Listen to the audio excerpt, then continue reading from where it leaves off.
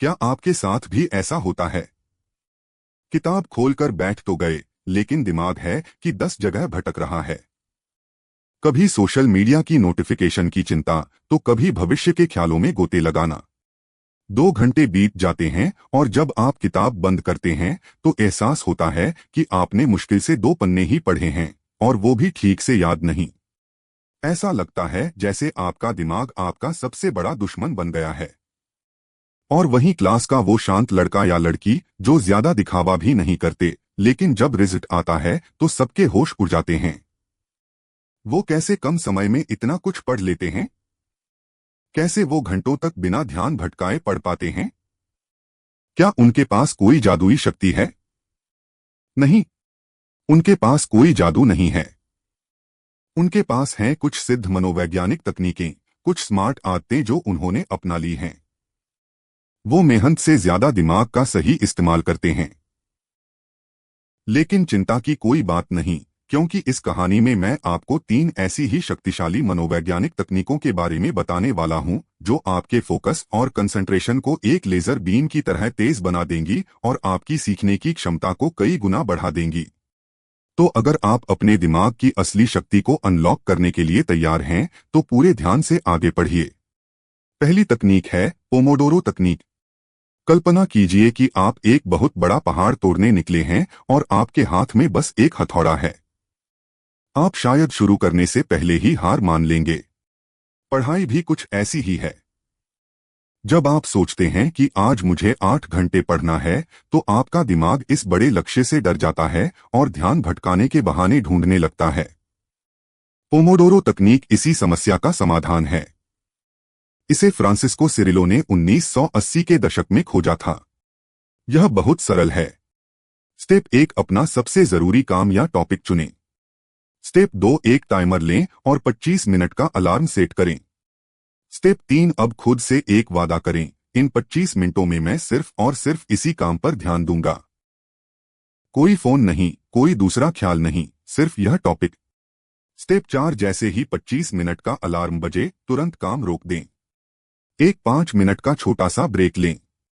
इस ब्रेक में उठकर थोड़ा टहलें, पानी पिएं, लेकिन मोबाइल का इस्तेमाल करने से बचें।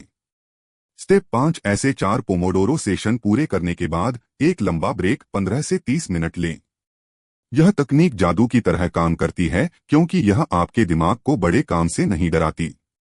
उसे बस 25 मिनट के लिए फोकस करना होता है, जो बहुत आसान लगता है। धीरे धीरे आपका दिमाग लंबे समय तक फोकस करने के लिए प्रशिक्षित हो जाता है।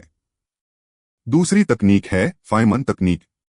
नोबेल पुरस्कार विजेता भौतिक विज्ञानी रिचर्ड फाइमन को महान व्याख्याता कहा जाता था, क्योंकि वे सबसे जटिल वैज्ञानिक विचारों को भी बहुत सरल शब्दों में समझा सकते थे। उनकी यही खूबी इस तकनीक का आधार है। यह तकनीक रटने और असल में समझने के बीच का फर्क बताती है। अगर आप किसी टॉपिक को सच में गहराई से समझना चाहते हैं, तो यह 4 कदम अपनाएं। स्टेप 1, एक सादा कागज लें और उसके ऊपर उस टॉपिक का नाम लिखें जिसे आप समझना चाहते हैं। जैसे न्यूटन का गति का तीसरा नियम। स्टेप 2, अब उस कागज पर उस टॉपिक को ऐसे समझाइए जैसे आप किसी 5 साल के बच्चे को पढ़ा रहे हों। बहुत ही सरल भाषा का प्रयोग करें।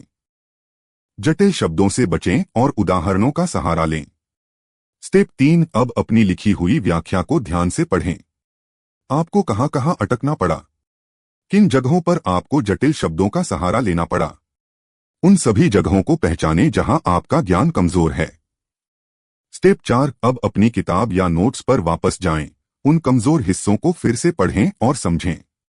फिर से कागज पर अपनी व्याख्या को और सरल बनाने की कोशिश करें। यह प्रक्रिया तब तक दोहराएं जब तक आप उस टॉपिक को बिना किसी जटिल शब्द के आसानी से समझा न पाएं। जब आप किसी चीज को सरल बनाकर समझा पाते हैं, तो इसका मतलब है कि आपने उसे सच में समझ लिया है। यह तकनीक आपके ज्ञान में छिपी कमियों को उजागर करती है और आपको एक सच्चा ज्ञानी बनाती है। तीसरी तकनीक है चंकिंग। क्या आपने कभी सोचा है कि आपको अपना 10 अंकों का मोबाइल नंबर तो आसानी से याद रहता है, लेकिन इतिहास की 10 तारीखें याद करना पहाड़ जैसा क्यों लगता है? इसका जवाब है चंकिंग। आपका दिमाग फोन नंबर को छोटे छोटे टुकड़ों में याद रखता है, न कि एक लंबी संख्या की तरह। चंकिंग का मतलब है बड़ी जानकारी को छोटे, प्रबंधनीय और तार्किक समूहों में तोड़ना। इसे पढ़ाई में कैसे इस्तेमाल करें? मान लीजिए आपको भारत के स्वतंत्रता संग्राम के बारे में एक पूरा अध्याय याद करना है। इसे एक साथ पढ़ने के बजाय इसे छोटे छोटे चंक्स में बांट लें। चंक 1 1857 की क्रांति के कारण और परिणाम। चंक 2 कांग्रेस की स्थापना और नरम दल का दौर। चंक 3 बंगाल का विभाजन और गरम दल का उदय। चंक 4 गांधी जी का आगमन और उनके शुरुआती आंदोलन।